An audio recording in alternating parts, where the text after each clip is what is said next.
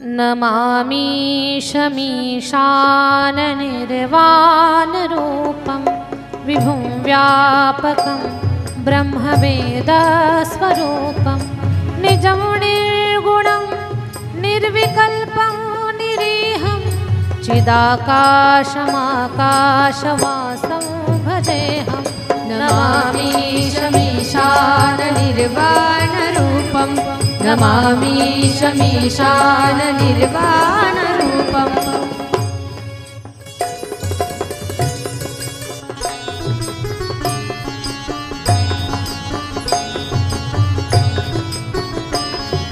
निराकारमोङ्कार मूलं तुरीयं गिरा ज्ञानगोतीतमीशं गिरीशं करालं महाकालकालं कृपालं गुणाकार संसारपालं नतोऽहं। नमामि शमीशाननिर्वाणरूपं नमामि शमीशाननिर्वाणरूपम्।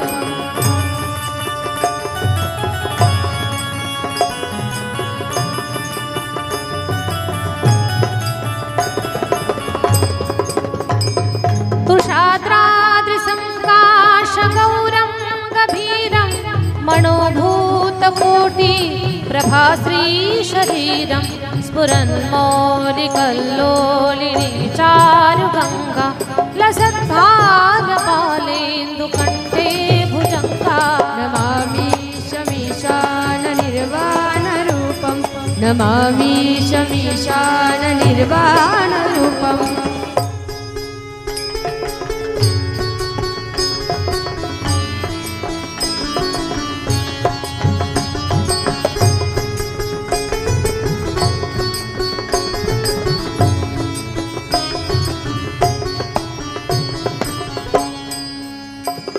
चलत्कुण्डलं भ्रूसुनेत्रं विशालं प्रसन्नाननं नीलकण्ठं दयालं मृगाधीशचर्माम्बरं मुण्डमालं प्रियं शङ्करं सर्वनाथं भजामि। नमामि शमीशाननिर्वाणरूपं नमामि शमीशाननिर्वाणरूपम्।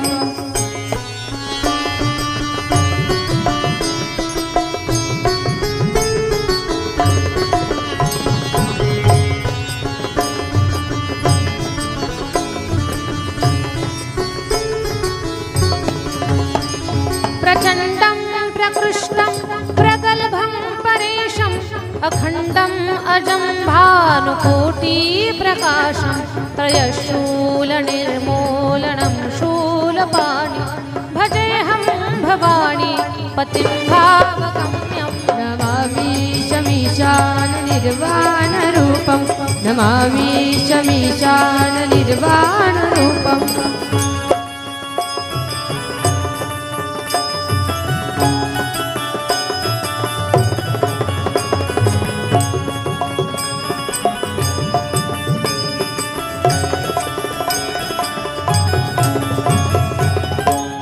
कलातीत कल्याणकल्पान्तकारी सदा सज्जनानन्ददाता पुरारी चिदानन्द सन्दोहमोहापहारी प्रसीद प्रसीद प्रभो मन्मथारी। नमामि शमीशाननिर्वाणरूपं नमामि शमीशाननिर्वाणरूपम्।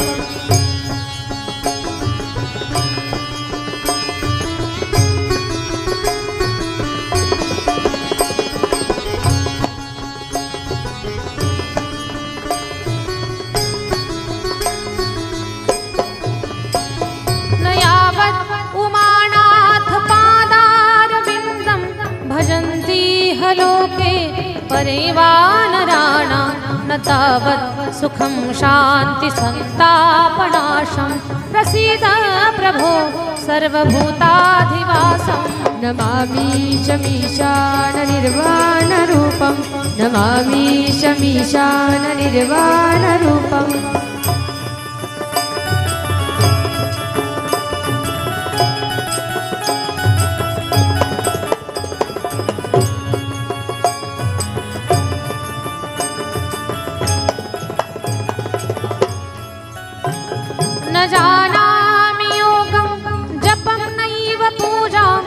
नतोऽहं सदा सर्वदा शम्भुतुभ्यं जराजन्मदुःखोऽघतातप्यमानं प्रभो पाहि आपन् नमामीश शम्भो नमामीशमीशाननिर्वाणरूपं नमामीशमीशाननिर्वाणरूपम्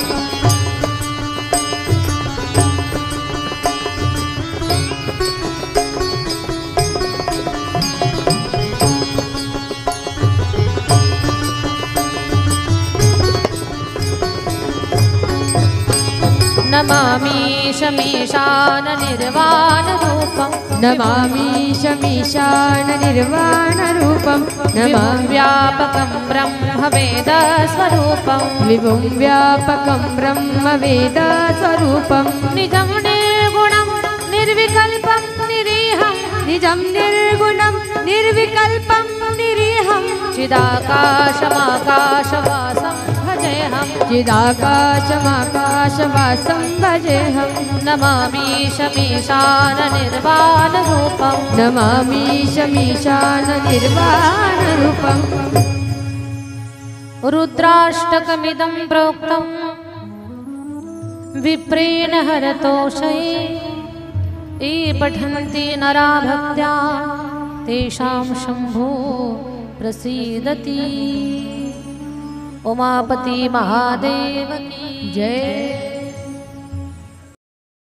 ओ जी पवन कुमार पधारो हरि कीर्तन में, चलो आओ जी पवन कुमार पधारो हरि कीर्तन में, चलो आओ जी पवन कुमार पधारो हरि कीर्तन में, चलो आओ जी पवन कुमार पधारो हरि कीर्तन में।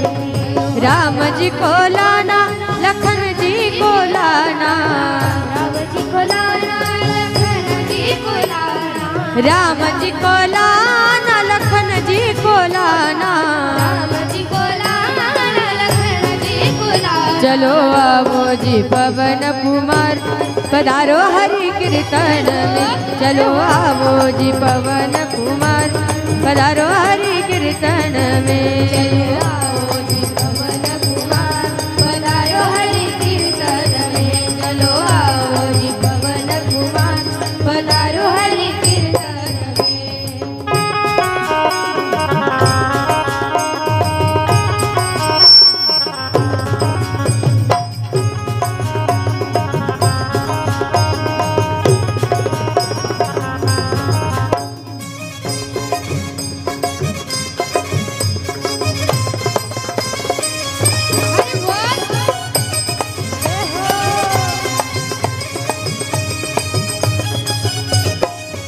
राजा राम राम राम सीता राम राम राम, राजा राम राम राम सीता राम राम राम, राजा राम राम राम सीता राम राम राम, राजा राम राम राम सीता राम राम राम, राजा राम राम राम सीता राम राम राम, राजा राम राम राम सीता राम राम राम, राजा राम राम राम सीता राम राम राम, राजा राम राम राम सीता राम राम। हाँ चलो आओ जी पवन कुमार पधारो हरि कीर्तन में, चलो आओ जी पवन कुमार पधारो हरि कीर्तन में, आओ जी पवन कुमार पधारो हरि कीर्तन में, चलो आओ जी पवन कुमार पधारो हरि कीर्तन में।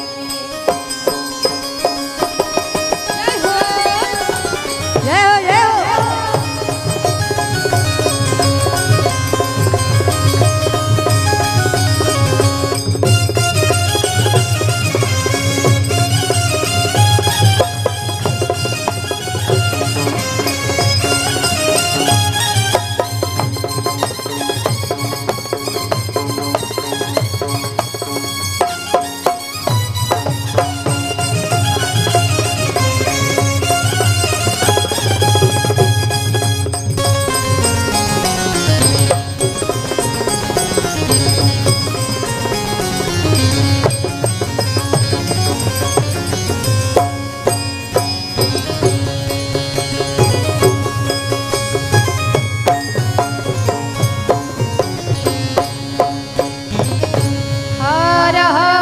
महादेव. अवधूत चिंतन श्री गुरुदेव दत्त.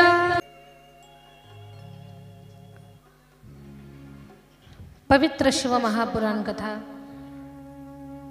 ज्या ग्रंथामध्ये 24,000 श्लोकांचा समावेश आहे,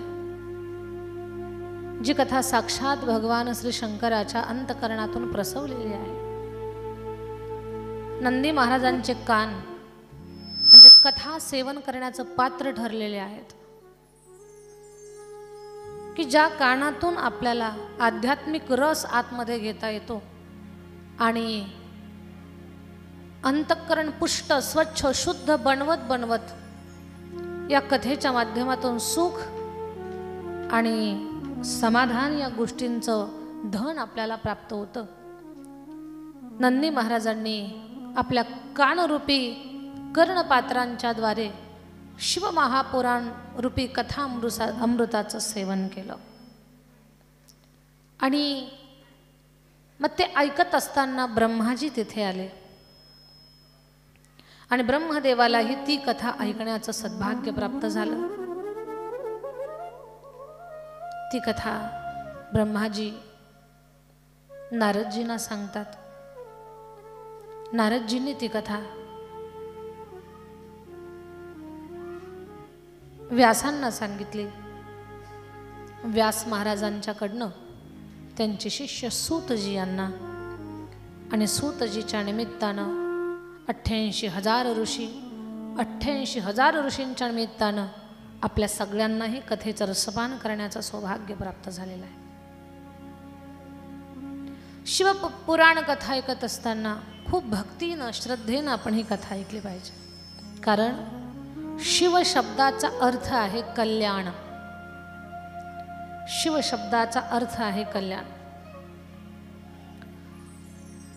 अशी भगवान शंकराची 1000 नावांचा जर आपण उच्चार केला ना, तर भगवान शंकराला आपण 1000 नावांचा नामोच्चार करून जलधारा वाहिली तर आपल्याला शिवाचा, भगवान श्री शंकराचा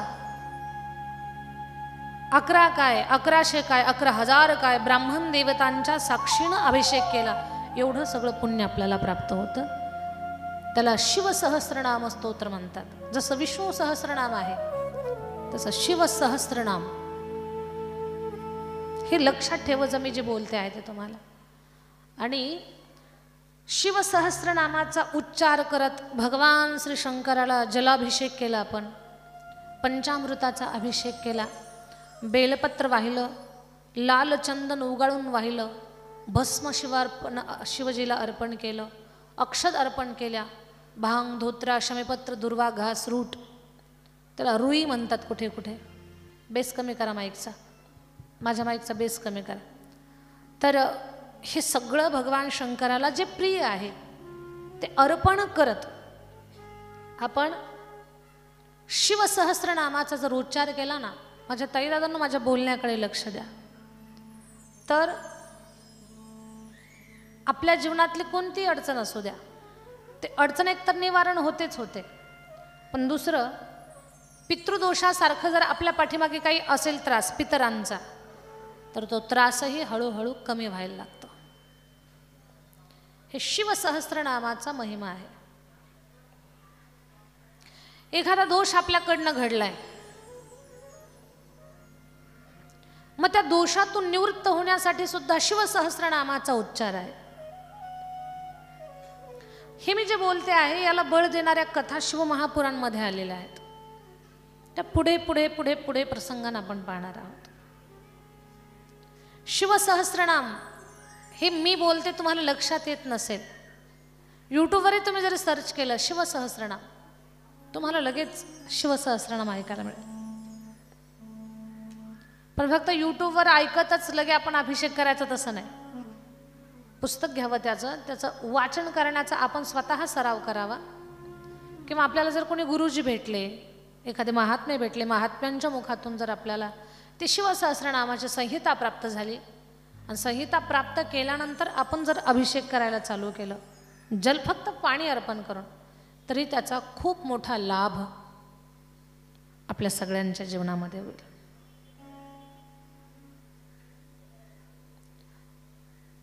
लाभ आणि फायदा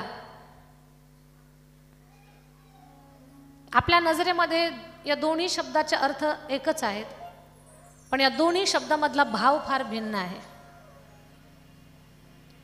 फायदा कधी एखाद्याचं वाटोळं करून आपलं चांगलं झालं त्याला फायदा म्हणतात.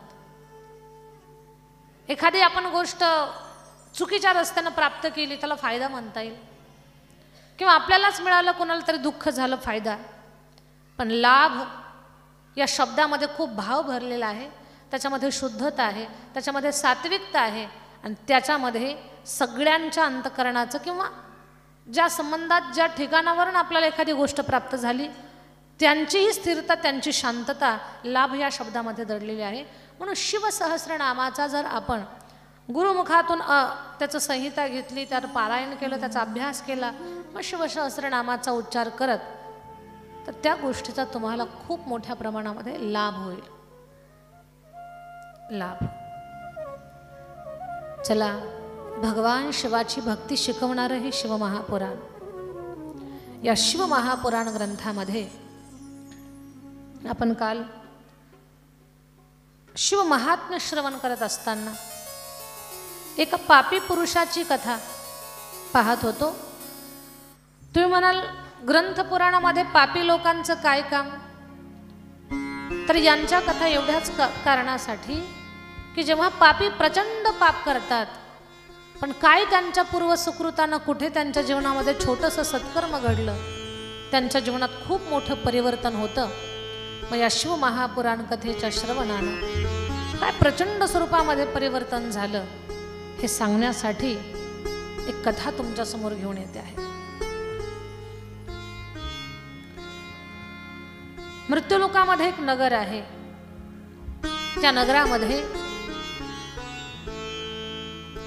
देवराज नावाचा एक व्यक्ती राहतोय. फार पवित्र कुलामध्ये त्याचा जन्म झालेला आहे. त्याच्या घरामध्ये त्रिकाल संध्या करण्याची परंपरा आहे.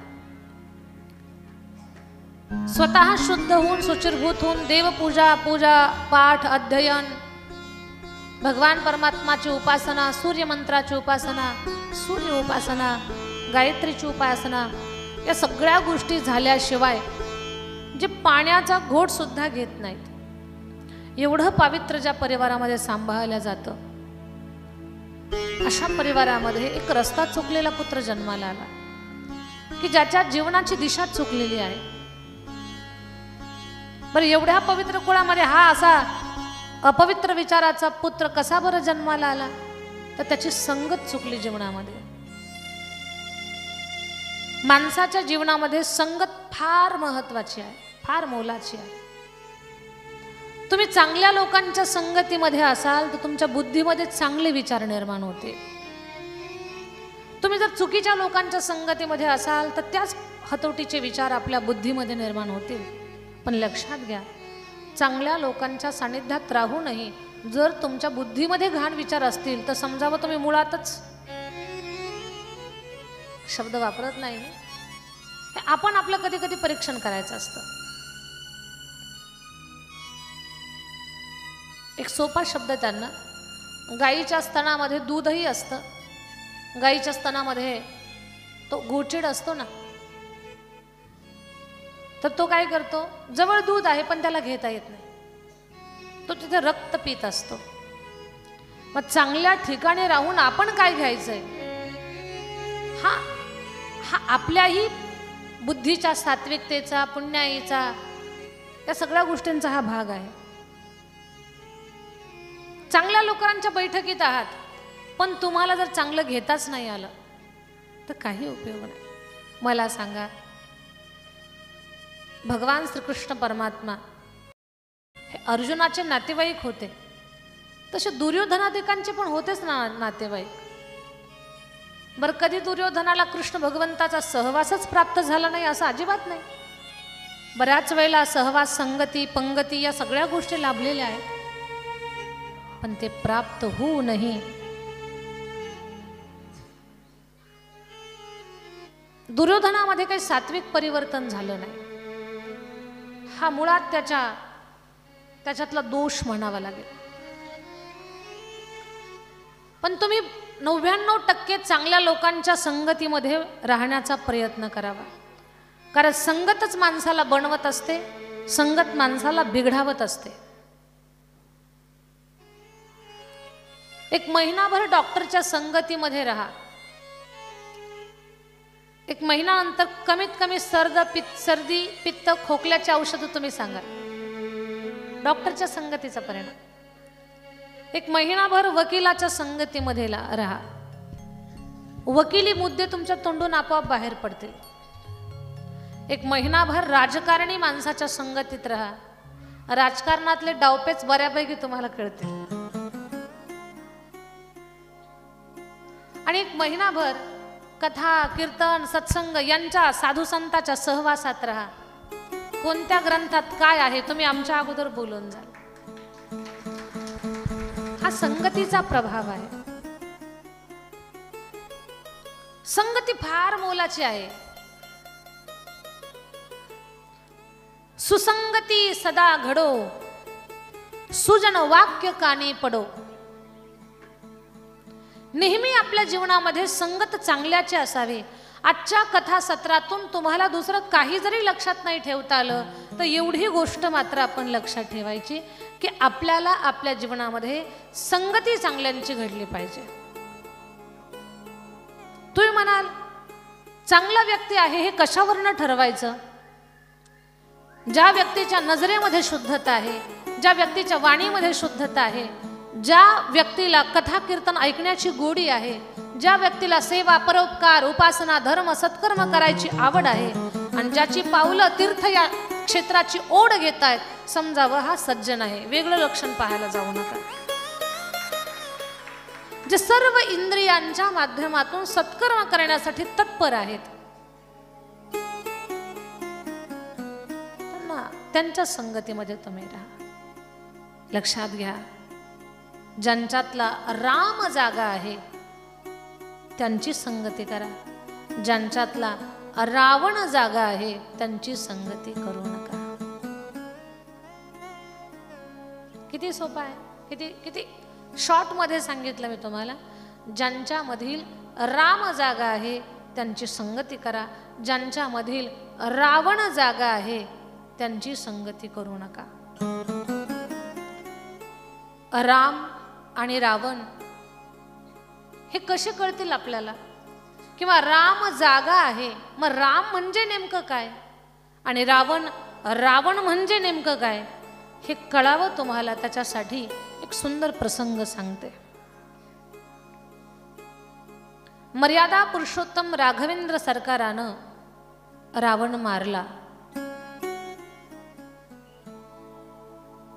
रावण मारल्यानंतर रावणाची पत्नी, तिचं नाव मंदोदरी,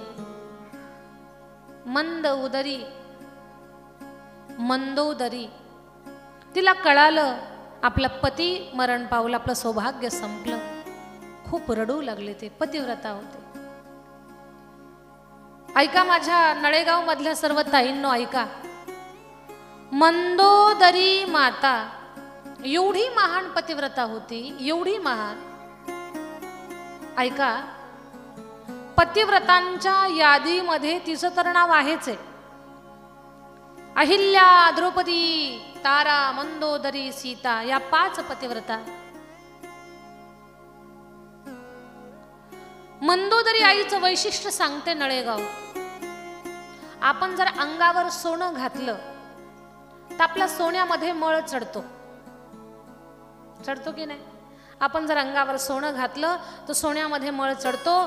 पण मंदोदरी आईचं वैशिष्ट्य आहे का, मंदोदरी आईनं जर अंगावर सोनं घातलं तर सोन्यातला मळ निघून जात होता. हे तिचं वैशिष्ट्य होतं. सोन्यामधला मळ निघून जायचा. एवढी विशेष होती ती. आहे का कुणी आपल्यामध्ये असं की आपल्या अंगावर सोनं घातलं त्याच्यातलं मळ निघून जातं? नाही. म्हणजे तेवढी महान पतिव्रता होती. पतिव्रतेचा महिमाच आगाध आहे. तुका म्हणे पतिव्रता तिची देवावरी सत्ता. सूर्याला एका जागेवर थांबवण्याची ताकद पतिव्रतेमध्ये आहे. एका पतिव्रतेला राग आला, तिनं देवाचा दगडच केला, देवाचा शाळीग्राम अवतार झाला. एका पतिव्रतेला राग आला, तिनं कृष्ण भगवंताला शाप दिला, कन्हैया महाभारताच्या युद्धाचा कळसूत्र्या तू आहेस, तू माझे 100 मातीमध्ये घातले आणि 5च वाचवलेस. या 100 एक तरी मला आई म्हणायला ठेवायचं होतं. तू जसे माझे 100 मातीमध्ये घातले, माझा शाप आहे तुला, तुझा सुद्धा निर्वंश होईल. देवाला शाप देणारी, देवाचा निर्वंश व्हावा असा शाप देणारी पतिव्रता, तिचं नाव काय? गांधारी.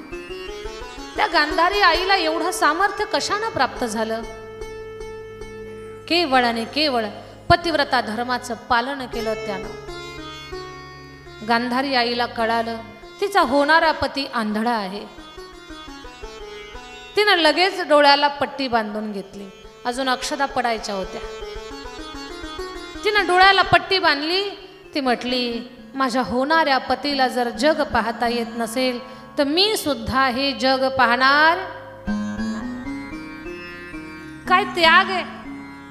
मग गांधारी आईला डोळ्यानं दिसत होतं, तरीही तिनं पतीसाठी जग पाहिलं नाही. किती मोठा त्याग.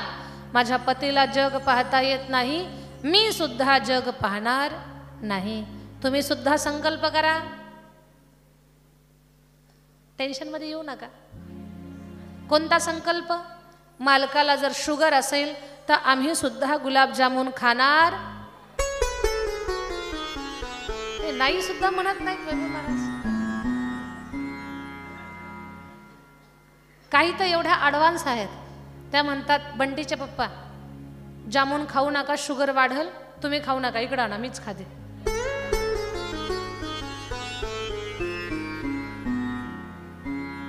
गांधारी आईचा त्याग पहा.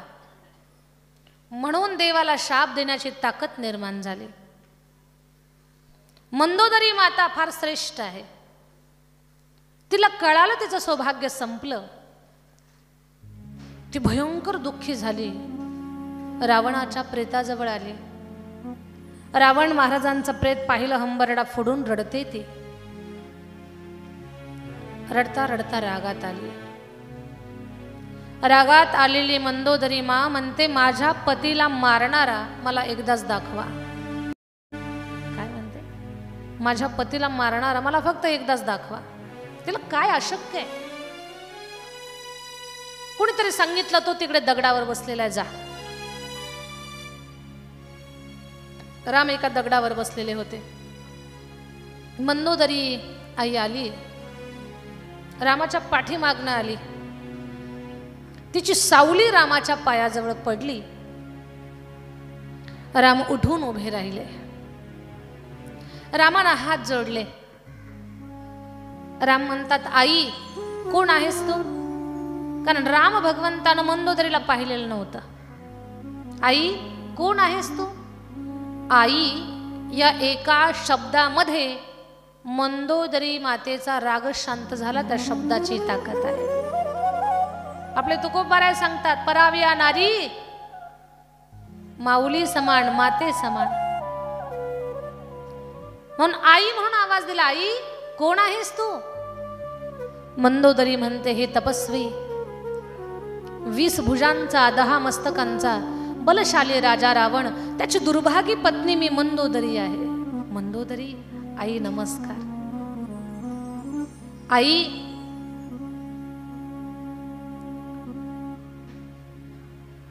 तुझा पती फार बलवान होता, शौर्यवान होता, धैर्यवान होता, साहसवान होता. तुझा पती खूप महान होता, पण अधर्मानं वागला ग, म्हणून मला मारावा लागला.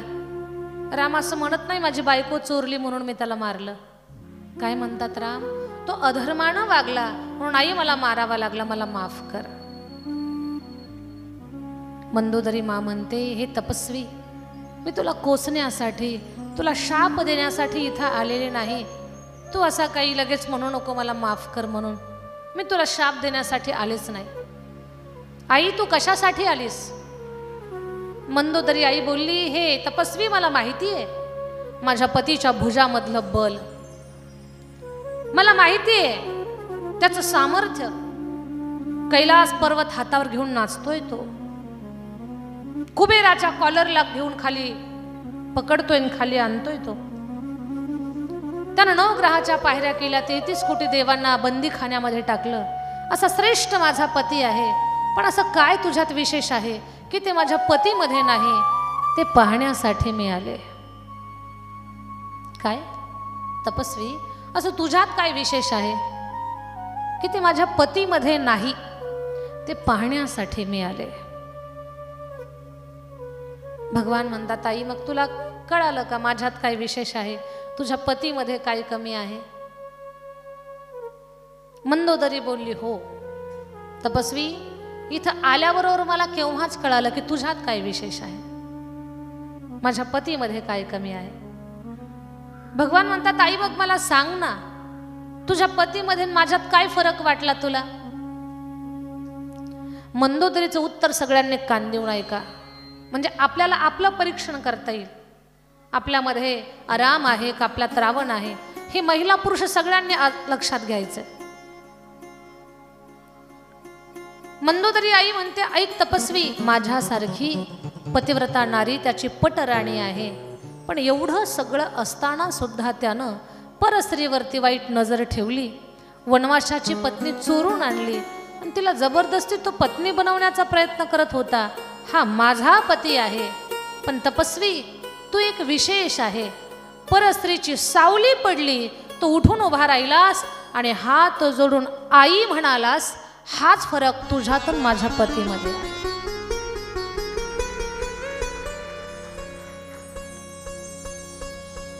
माझा पती दुसऱ्याच्या पत्नीला पत्नी बनवण्याचा प्रयत्न करतो आणि परस्त्रीला तो आई म्हणून आवाज देतोय. हा फरक आहे तुमच्या दोघांमध्ये, लक्षात घ्या. राम म्हणजे मानवी जीवनाची पूर्ण आचारसंहिता. आपण कसं जगलं पाहिजे, आपल्या डोळ्यातला भाव कसा असला पाहिजे. राम म्हणजे पूर्ण धर्माचं रूप, पूर्ण धर्माचं रूप. धर्माची व्याख्या काय आहे? धृती क्षमा शमोस्तय्यम शौचमिंद्रिय निग्रहम धीरविद्या सत्यम क्रोधो दशकम धर्मलक्षणम. या 10 गोष्टी ज्याच्या आचरणामध्ये आहेत ती व्यक्ती साक्षात धर्माचं रूप आहे. दुसऱ्याच्या धनाला जे मातीप्रमाणे समजतायत, परस्त्रीला जे मातेप्रमाणे समजतायत, ज्यांचा स्वतःच्या मनावर इंद्रियावरती ताबा आहे, ज्यांचं आचरण शुद्ध आहे, शरीराची स्वच्छता, मनाची शुद्धता, बुद्धीची सात्विकता, अंतःकरणाची कोमलता ही ज्यांच्याकडे आहे, जे सत्य बोलतात, सत्य हे ज्यांच्या वाणीचं भूषण आहे, ज्यांची बुद्धी शुद्ध आणि स्थिर आहे, सात्विक आहे, ज्यांचं अंतःकरण हे दयेनं भरलेलं आहे, ज्यांच्याकडे कठोर कठीण प्रसंगी आणि अनुकूल प्रसंगी सुद्धा धैर्य आहे, जे अजिबात क्रोध करत नाहीत, ज्यांचा स्वतःवरती संयम आहे. ही 10 लक्षणानं परिपूर्ण असलेलं व्यक्तिमत्व म्हणजे साक्षात धर्माचं रूप आहे. ही धर्माची 10 लक्षणं लक्षात घ्या. एवढं अवघड जरी आपल्याला समजत नसेल ना, फार सोपं सांगते. आपल्याला आपल्या आईमध्ये आईच दिसत असेल तर समजावं आपली नजर धर्मानं भरलेली आहे. पण आईकडे पाहतानाही आपल्या बुद्धीमध्ये जर दोष निर्माण होत असेल तर समजावं आपण नीती सोडली आणि अधर्मानुसार आपलं आचरण झाल्याशिवाय राहणार नाही. अजूनही आजपर्यंत आपल्या सगळ्यांना आईमध्ये आई दिसते, बहिणीमध्ये बहीण दिसते, पत्नीमध्येच आपल्याला पत्नी दिसते, वडिलांमध्ये वडील दिसत आहेत. हे सगळं आपल्या नजरेमध्ये आहे ना, याचा अर्थ भगवंताची खूप विशेष कृपा आहे आपल्यावरती की भगवानच आपला धर्म सांभाळतोय. ज्या दिवशी नजर बदलते, लहान मुलीमध्ये आपली मुलगी दिसत नाही, त्यावेळेला बलात्कारासारख्या कठीण घटना, वाईट प्रसंग घडत असतात या जगामध्ये. वाईट प्रसंग घडतात का? धर्माच्या चाकुरीतून आपण बाजूला आलो, आपल्या अंतःकरणातला धर्म नष्ट झाला, म्हणून तर आपण हे चुकीचं वागतोय. चला, राम म्हणजे सर्व सद्गुणांचा संग्रह आणि राम म्हणजे सद्गुणांचा विकास आणि रावण म्हणजे दुर्गुणांचा संग्रह. हे सगळं का सांगते मी तुम्हाला? तर संगती अशा व्यक्तीची करायची आहे आपल्याला की ज्यांच्यातला राम जागा आहे, म्हणजे ज्यांच्यामध्ये सगळे चांगले गुण विकसित आहेत, ज्यांना कळतंय की भगवंतानं हात पाय कान नाक डोळे कशासाठी दिले हे ज्यांना समजतंय आणि त्या इंद्रियांचा जे सदुपयोग करतात, त्यांच्या संगतीमध्ये आपण राहावं. दिले इंद्रिय हात पाय कान, दिले इंद्रिय हात पाय कान, डोळे मुख बोलाया वचन, डोळे मुख बोलाया वचन, जेने तू जोडासी नारायण, जेने तू जोडासी नारायण, नासे जीव भवरोग, नाशे जीवपण भवरोग. राम राम स्मरादी, राम राम स्मरादी, राम राम स्मरादी, राम राम स्मरादी. दिले इंद्रिय हात पाय कान, डोळे मुख बोलाया वचन, जेने तू जोडसी नारायण, नासे जीवपण भवरोग. दिले इंद्रिय हात पाय कान, डोळे मुख बोलाया वचन, जेने तू जोडसी नारायण, नासे जीवपण भवरोग.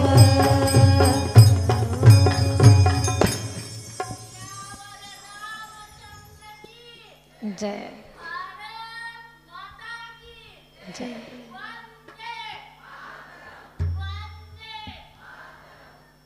हर हर महादेव. आपणही मंथरे सारख्या स्वभावाची मैत्रीण, तिला जीवनात कधी अंतकरणात थारा देऊ नका. का? मंथरे सारख्या मैत्रिणीमुळं कधी अंतकरणातला राम वनवासाला निघून जाईल तुम्हाला सुद्धा कळणार नाही. आपल्याही अंतकरणात राम आहे ना. आता पहा, घरी गेल्यानंतर तुम्हाला शिवमहापुरांची आठवण आली का? काल बोलणं कळत नाही का? थोडं कळतं ना. शिवमहापुरांची आठवण आली की नाही? आत्ता 1:30 वाजल्यानंतर तुमचं लक्ष कुणीकडे लागलं? इकडे. चला कथेला जायचं आपल्याला पटकन. काहींना जर घरी उशीर होत असेल तर त्यांचं मन 2 वाजताच कथेत येऊन बसलं असेल. घरून निघायला उशीर, आवरायला उशीर. काहींचे मालक म्हणत असतील पटकन जेवायला वाढ, घड्याळ पाहिलं 2 वाजले. मग काही जरी म्हटले असतील हे टोपलं ठेवलंय, भाजीचं पातेलं, ताटे घ्या आणि खा, चालले मी कथेला चालले.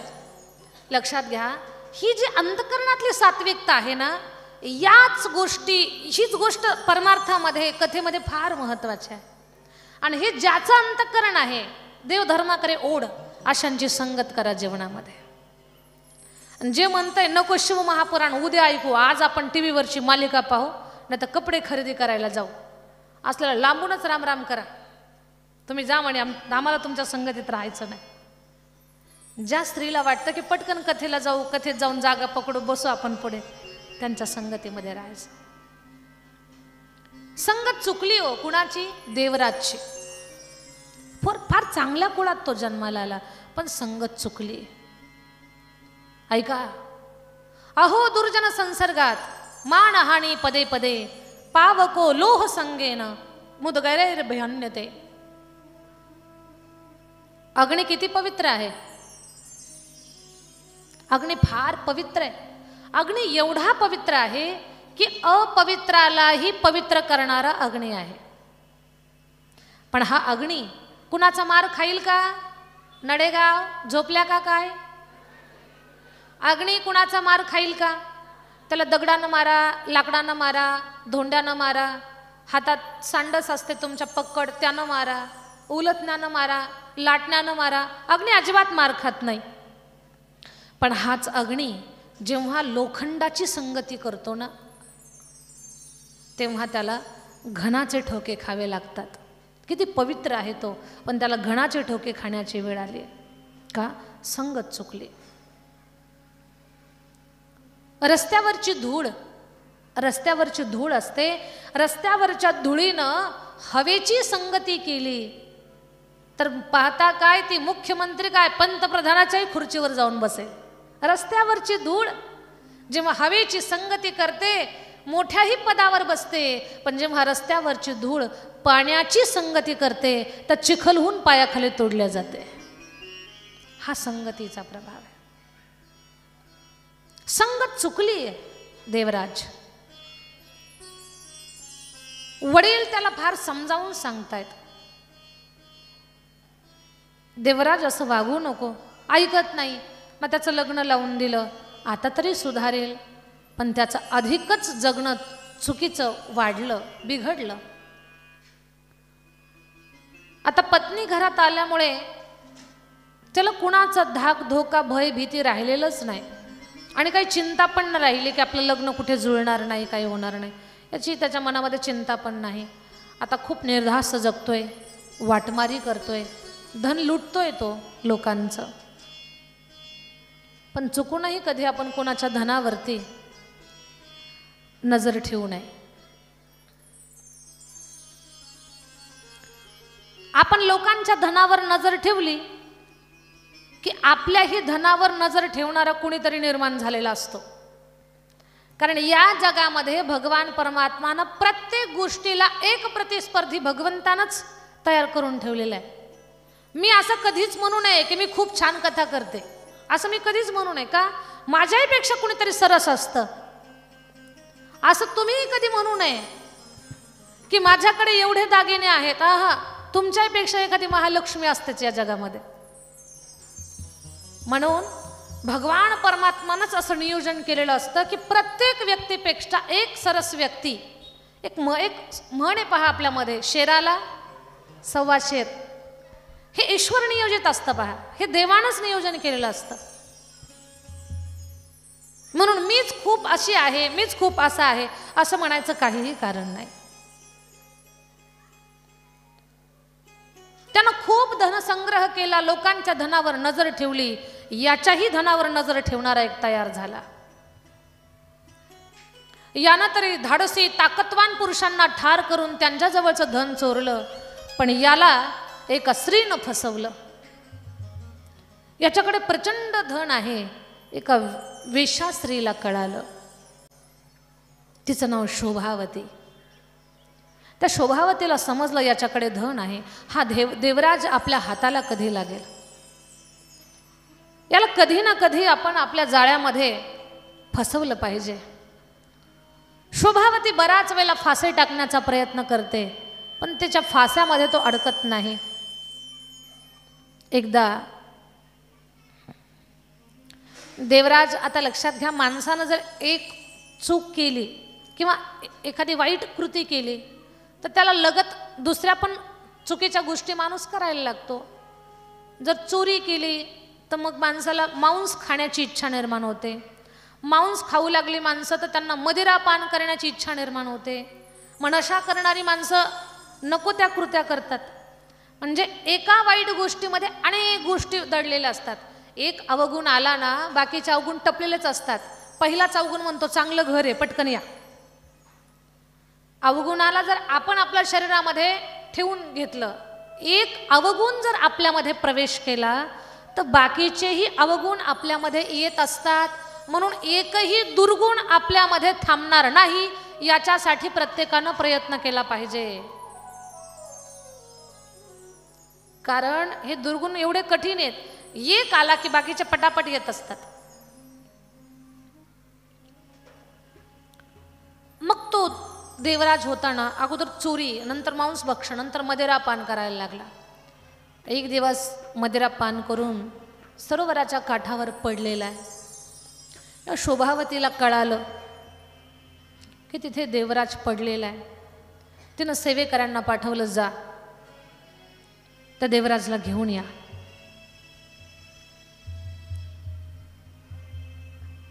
बेस कमी करा. देवराजला ते सेवेकरी घेऊन आले. तो नशेमध्ये धुंद होता. त्या शोभावतीच्या भल्या मोठ्या महलामध्ये देवराज पडलेला. नशा जोपर्यंत त्याची उतरत नाही तोपर्यंत तो नशेमध्ये शांत पडलेला होता. सकाळच्या वेळेपर्यंत त्याची नशा उतरली आणि पाहतोय तर वेगळाच महल आहे, सुंदर महल आहे. कुणाचा महल आहे? हे तर आपलं काही घर नाही. तेवढ्यामध्ये असा विचारच करत होता, हे घर कोणाचं आहे? एक सुंदर श्री लावण्यवती, अप्रतिम सौंदर्य तिला प्राप्त झालेलं. ती सुंदरी सुंदर शृंगार वेशभूषा करून त्याच्या समोर आली. देवराज, हे घर तुझंच आहे. देवराजला प्रश्न पडला होता, हे घर कोणाचं आहे? ती काय म्हणते, देवराज हे घर तुझं आहे. देवराज म्हटला, हे माझं घर नाही. ती म्हटली, तुझंच आहे. तो म्हणतो, माझं कसं काय? देवराज, मी तुझी आहे आणि हे माझं घरही तुझंच आहे. म्हणे, तू कशी माझी? माझी पत्नी आहे, माझी मुलं आहेत. देवराज, भगवंतानं चुकून तुझ्या पत्नीचं तुझं लग्न लावून दिलंय, पण तुला माहिती नाही तो मिळावा याच्यासाठी मी कित्येक वर्षापासून तपश्चर्या करते. देवाला त्याची चूक स्वतःच्या लक्षात आली म्हणून आज तुझी माझी गाठ पडली. शब्दांचा खेळ करणारी माणसं काय बोलतील काही सांगता येत नाही. किती तपश्चर्येने मी तुला मिळवलंय. देवराज, आता माझा पत्नी म्हणून स्वीकार कर. तो म्हटला, ओ बाई, असलं काही बोलू नका. ती म्हणते, देवराज, मला एक साधारण स्त्री समजू नकोस. माझं रूप, माझं नृत्य पाहण्यासाठी लोक तडफडतात. माझ्या ओठामध्ये मी चावलेल्या सुपारीला खाण्यासाठी लोकांची भांडणं लागतायत. माझं एक हसू पाहण्यासाठी लोक डोळे विस्फारून बसलेले असतात आणि माझं नृत्य पाहण्यासाठी लाखो रुपयांची उधळण करतायत. तरीही मला ते आवडत नाहीत. माझं प्रेम मात्र तुझ्यावरती आहे. आणि देवराजला विश्वास बसावा म्हणून या शोभावतीनं सांगितलं, देवराज, मी बोलते ते जर तुला खोटं वाटत असेल तर माझ्या मागे मागे चल आणि मला पाहण्यासाठी लोकांची किती गर्दी आहे ते तू पहा.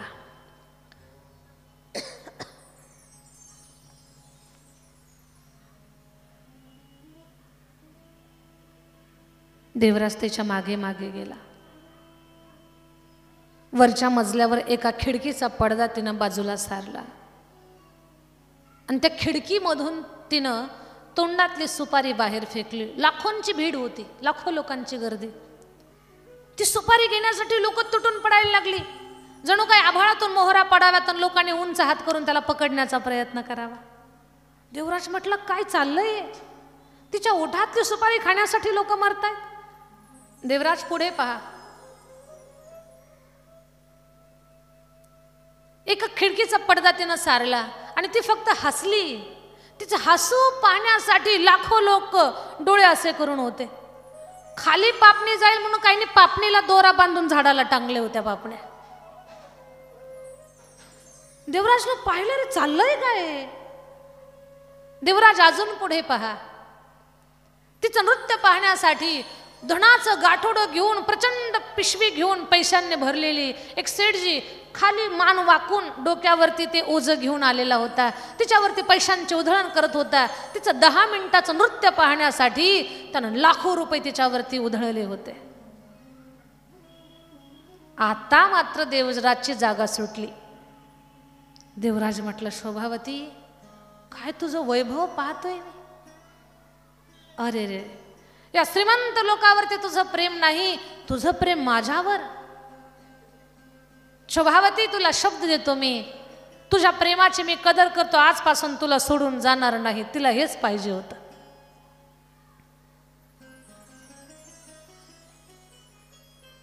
आता देवराज तिथेच राहतोय. त्याची पत्नी मात्र वाट पाहते, माझा पती आता येईल. त्याची लेकरं वाट पाहतात, आई बाबा कधी येणार आहेत. पण लेकरा पत्नीकडे त्याचं लक्ष नाही. शोभावतीच्या घरीच राहतो. ऐका, देवराज तिथूनच वाटमारी करायला जातो, वापस येतो. शोभावतीनं त्याच्याजवळचं सगळं सगळं धन थोडं थोडं थोडं करून पूर्ण धन तिनं हडप केलं. त्याच्या घरी किंवा कुठे एक विशिष्ट ठिकाण होतं त्याचं धन साठवलेलं गोदाम. तर त्याच्यातलं तिनं सगळं धन त्याला थोडं थोडं करून आणायला लावलं. तिच्या लक्षात आलं आता ह्याच्याकडचं सगळं धन संपलंय. पण एवढं धन या शोभावतीला देत असताना आयुष्यभर कमवलेलं धन तर संपलं. पण आता नवीन कमवण्याची ताकद त्याच्यात राहिलेली नव्हती. नशा करून त्याचं शरीरही संपलेलं होतं.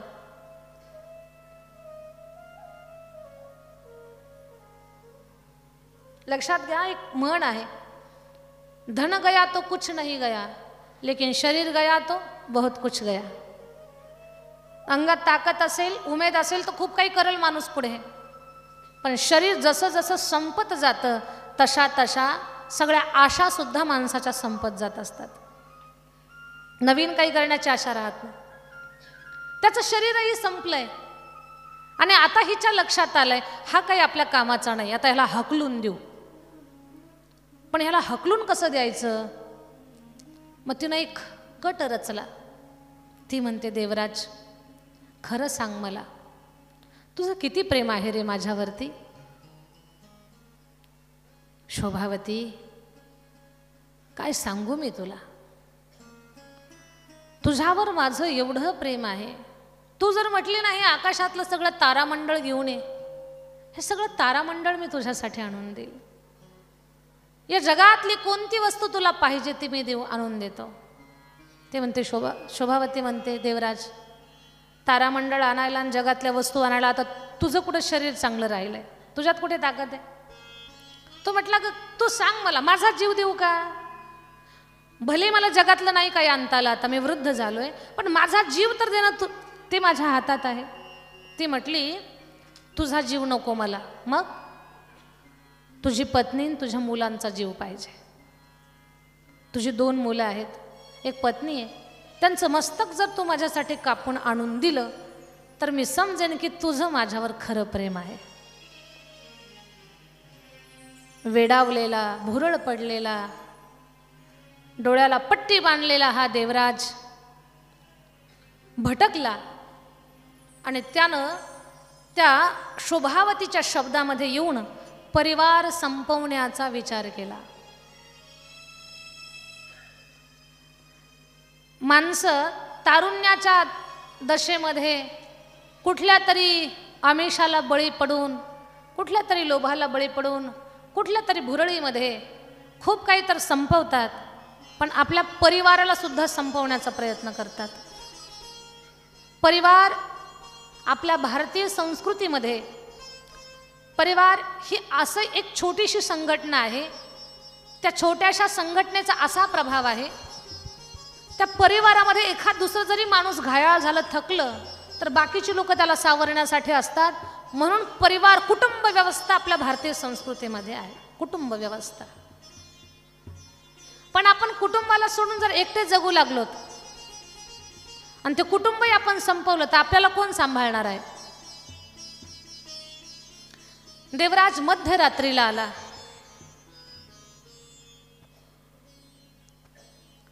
मध्यरात्रीला हातामध्ये त्यानं एक धारदार शस्त्र घेतलेलं आहे. त्या धारदार शस्त्र त्यानं घेतलं, घराकडे आला. एक छोटासा टिमटिमणारा दिवा होता, त्या दिव्याची वात पुढे सरकावली. गाढ झोपलेली त्याची पत्नी, त्याचे केविलवाणी लेकरं, एक आईच्या पोटाशी, आईच्या पाठीशी आहे. ज्याच्या नावचं कुंकू ती कपाळी लावते, ज्याच्या नावचं मंगळसूत्र त्यानं गळ्यामध्ये बांधलेलं आहे, ती त्याची सौभाग्यवती लग्नाची पत्नी. त्यानं विचारच केला नाही. हातात शस्त्र घेतलं आणि काही एक विचार न करता त्यानं आपल्या पत्नीच्या गळ्यावरती त्या शस्त्राचा सक्कण वार केला. तटकन मस्तक तुटलं, लेकराचं मस्तक कापलं, मुलाचं मस्तक कापलं आणि ही 2-3 मस्तक घेऊन कपड्यामध्ये गुंडाळून तो पळत सुटला. त्याच्या लेकरा पत्नीला आई सुद्धा म्हणता आलं नाही. हातानं सगळा परिवार संपवला, पळत आला. पहाटे दारात उभा होता, दरवाजा वाजवत होता. शोभावती दार उघड, पण ती गाढ झोपेमध्ये होती. पहाटे उठली ती, हा थंडीमध्ये कुडकुडत दारामध्ये बसलेला. दरवाजा उघडला, रक्तानं माखलेला देवराज पाहिला. कोण आहेस? अगं शोभावती, मी देवराज. देवराज, असा काय भूतासारखा झालास? हे रक्त कुणाचं लावलं सांगाला? तो म्हटला, अगं तू तर म्हणली होती ना की माझं तुझ्यावर किती प्रेम आहे. ते प्रेम दाखवण्यासाठी मी माझ्या लेकराचं आणि पत्नीचं मस्तक घेऊन आलोय. शोभावती, हे पहा माझ्या पत्नीचं मस्तक, हे पहा माझ्या मुलांचं मस्तक. आता तर तुला विश्वास आहे ना की मी तुझ्यावर किती प्रेम करतो. 2 हात मागे सरकली, तिनं कानात आपली किंकाळी ठोकली, जोरात बडबड करायला लागली. दृष्टा, हे काय केलंस तू? शोभावती, मला दृष्ट म्हणते? हा तुला दृष्ट म्हणते. हे काय केलं तू? काय चुकलं माझं शोभावती? तुझ्या प्रेमाखातरच हे केलंय मी. नाही देवराज, आज मला तुझं खरं रूप कळालं. पलटली त्याच्यावर. काय म्हणते? आज तुझं खरं रूप कळालं. अगं वेडे, खरं रूप म्हण नको, खरं प्रेम म्हण. प्रेम नाही, तुझं खरं रूप कळालं मला. काय कळालं तुला? देवराज, माझ्यासारख्या सुंदर स्त्रीसाठी तू तुझ्या लग्नाची पत्नी तिला मारलं, तिचं मस्तक कापून घेऊन आलास. तुझी लेकरं, त्यांची मस्तक तू कापलीस. आज माझ्यासारख्या सुंदर स्त्रीसाठी तू तुझा परिवार संपवला. उद्या तुला माझ्यापेक्षा एखादी सुंदर स्त्री भेटली तर तू मलाही संपवशील. मला तुझ्यावर भरवसा नाही. तू ज्या रस्त्यानं आला त्या रस्त्यानं जा. हकलून दिलं त्याला. आणि ती म्हटली, तू जर नीट बोलीनं गेला नाही तर मी तुला अशाच स्थितीमध्ये गावच्या मुखियाच्या ताब्यात देईल. पहा मग तुझी किती अवघड अवस्था होईल. आता तर देवराजच्या पायाखालची जमीन सरकली. आभाळ फाटलंय. त्याच्या अंतकरणातल्या हृदयातल्या सागरामध्ये प्रचंड लाटा निर्माण झाल्या. तो शोक सागरामध्ये बुडून गेलाय. आता अंगातली ताकद, त्राण संपले. एवढा घाबरला, एवढा गोंधळला, एवढा भयभीत झाला. आता त्याला चोही दिशेनं, अष्ट दिशेने फक्त वादळ आणि वारं सुटल्यासारखं झालंय. त्याला समजे नाही हे माझ्याकडनं काय घडलं. आता त्याला जी नशा चढली होती ना, ती सगळी नशा संपली त्याची आता. आणि नशा उतरल्यानंतर जेव्हा माणसं आजूबाजूला पाहतात ना, तेव्हा लक्षात येतं की आपण कुठे आहोत. माणसं जोपर्यंत नशेमध्ये असतात तोपर्यंत त्यांना असं वाटतंय की कुठेतरी ते इंद्राच्या गादीवर आहेत, कुठल्या तरी एका वेगळ्या विश्वामध्ये आहेत. नशा उतरली की माणसाला कळतंय आपल्या पायातलं पायतन कुठे म्हणून. आता देवराज, त्याची नशा संपली. त्याच्या पायातलं पायतन सुद्धा त्याला दिसेना. का? त्याचा परिवार त्यानं संपवला होता. अंगातली ताकद संपली होती. त्याचं नाव खराब झालेलं होतं. आता त्याचं सगळं जग संपलंय. आता तो कुठे वाटमारी करायला जाऊ शकत नाही. आणि त्याच्या कुकर्मामुळे त्याला भूक लागते, पण त्याला भिक्षा कुणी घालत नाही. का? उभं आयुष्य लोकांना मारण्याचं काम केलं, याला कोण खाऊ घालणार आहे? उलट लोक म्हणतील याला लवकर मरू दे देवा, असाच बिना अन्नाचा. माझ्या ताई दादांनो, देवराज भटकत भटकत भटकत पुढे निघाला. देवराज भटकत भटकत चाललेला आहे. कुणाला अन्न मागतोय, कुणाला कपडा मागतोय, पण कोणीही त्याला दया दाखवत नाही. आयुष्य चुकलेल्या माणसाचं जीवन फार कठीण असतं. माझ्या ताई दादांना माझं बोलणं लक्षात घ्या. म्हातारपण, सगळ्यांनी माझं बोलणं कान देऊन ऐका. म्हातारपण सुखात जावं असं जर वाटत असेल तर तारुण्य चांगलं जगावं लागतं. ज्याचं तारुण्य चुकतं त्याचं म्हातारपण येतं फार कठीण आहे. म्हणून तारुण्य चांगलं जगा. ज्याला तारुण्य जगता आलं त्याचं म्हातारपण चांगलं आहे.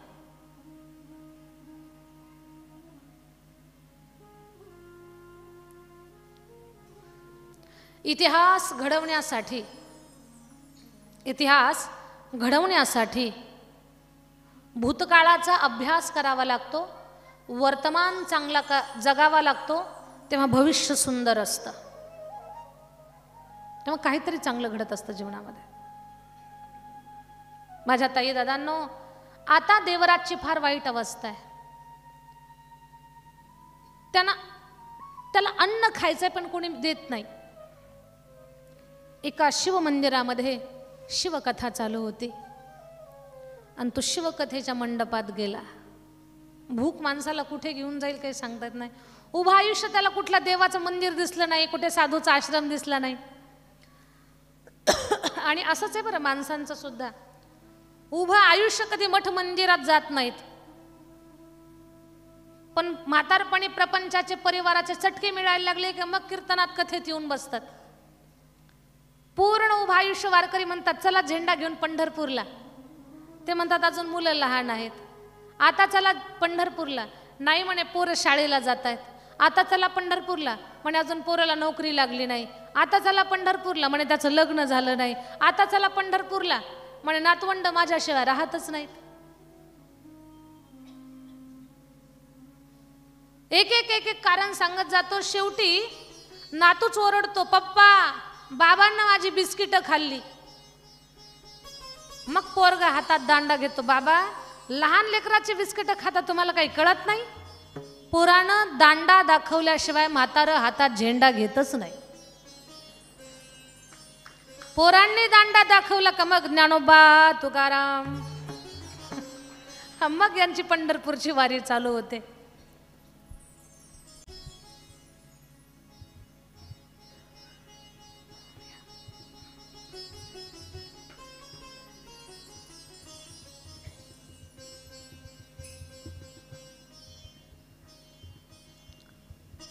तर माझ्या ताई दादांनो, देवराज भुकेने व्याकुळ झालाय का शिवमंदिरामध्ये आला. तो तिथे शिवमहापुराण कथा चालू होती आणि शिवमहापुराण कथा चालू असताना त्यानं थोडाच वेळ कथा ऐकली. थोडा वेळ कथा ऐकली पण त्याचं कथेत मन लागेना. पोटात भूक असेल तर भजन होईल का?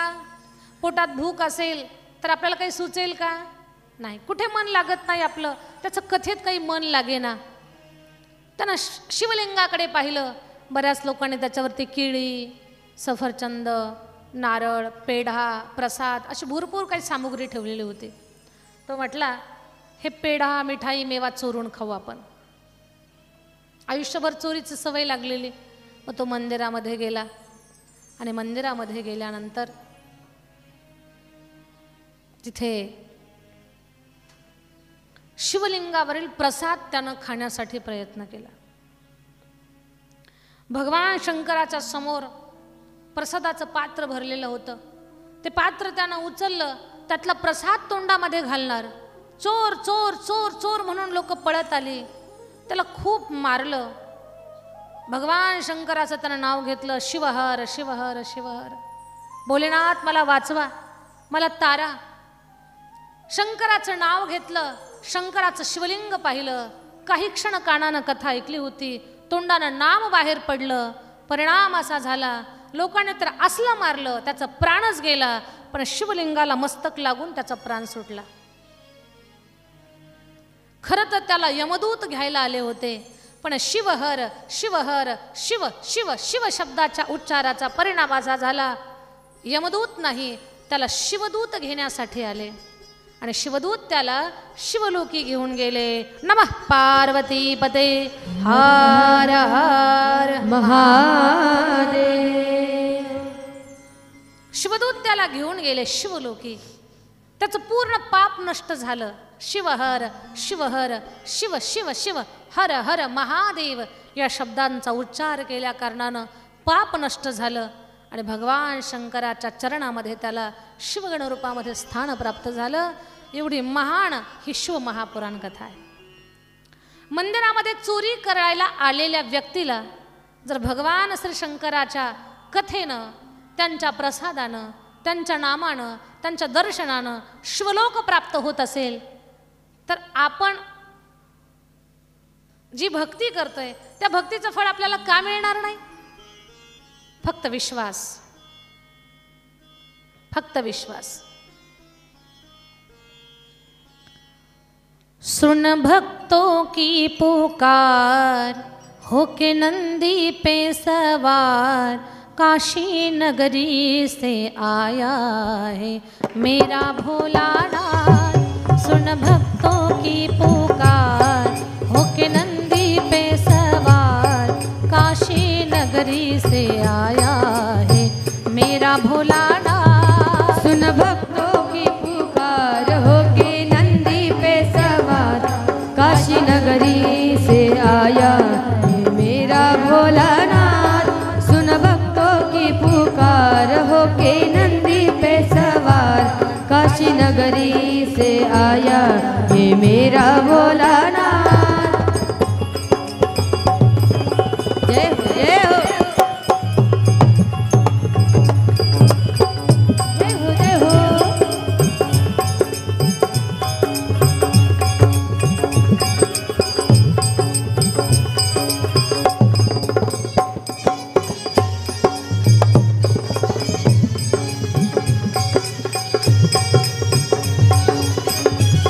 जय हो जय हो जय भोलेनाथ.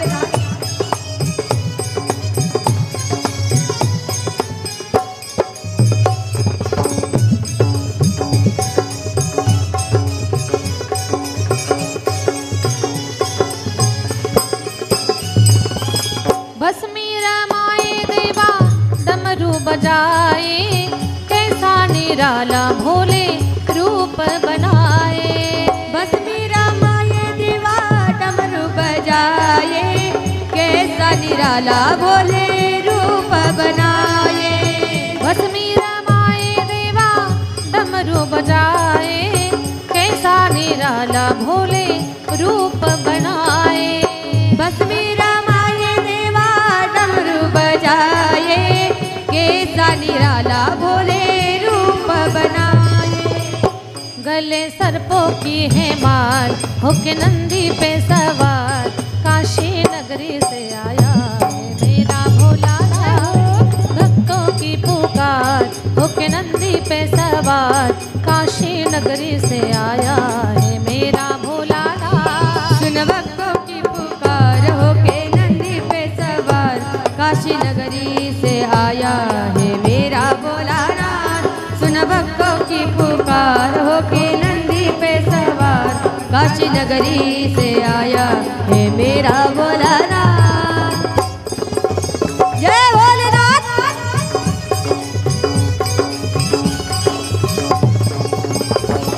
जय हो.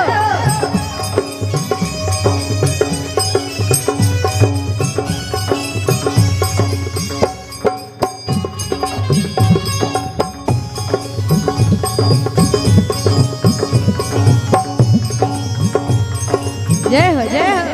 जय हो गोपाल जी. जय हो.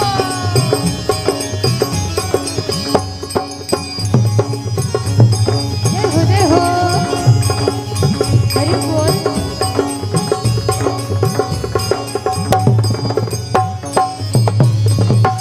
जय हो.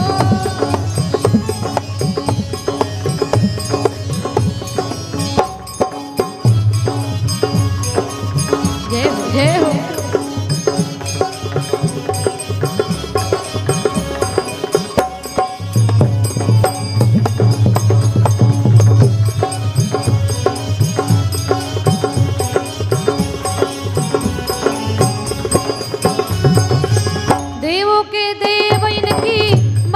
महान है, भोले भक्तों के बाबा भोले भगवान है। देवों के देव इनकी महिमा महान है, भोले भक्तों के बाबा भोले भगवान है। देवों के देव इनकी महिमा महान है, भोले भक्तों के बाबा भोले भगवान है। देवों के देव इनकी महिमा महान है, भोले भक्तों के बाबा भोले भगवान है। करने भक्तों का उद्धार होके नंदी पे सवार, काशी नगरी से आया है मेरा भोला नाथ। सुन भक्तों की पुकार होके नंदी पे सवार, काशी नगरी से आया है मेरा भोला नाथ। सुन भक्तों की पुकार होके नंदी पे सवार, काशी नगरी से आया हे मेरा भोलानाथ। सुन भक्तों की पुकार होके नंदी पे सवार, काशी नगरी से आया हे मेरा भोलानाथ। जय भोलेनाथ। अरे बोल। जय हो जय हो।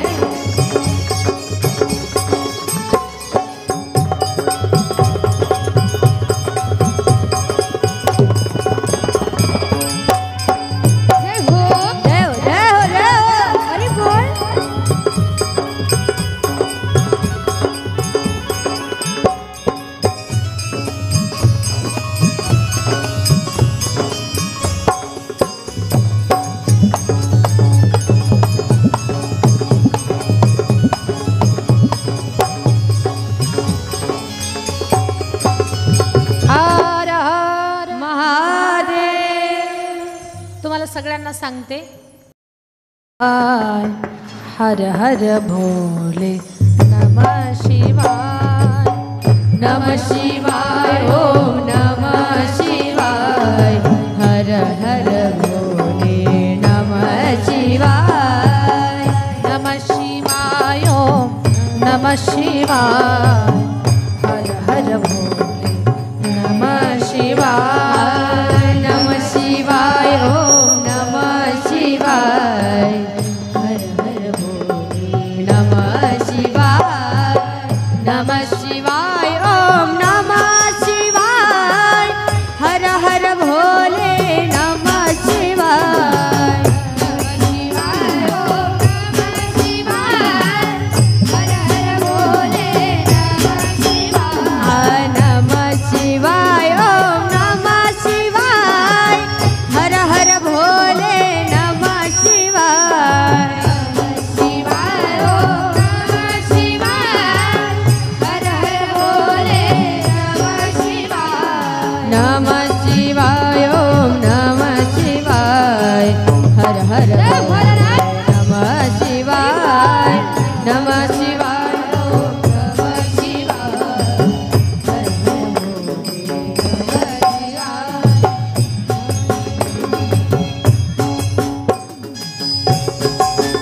जय हो जय हो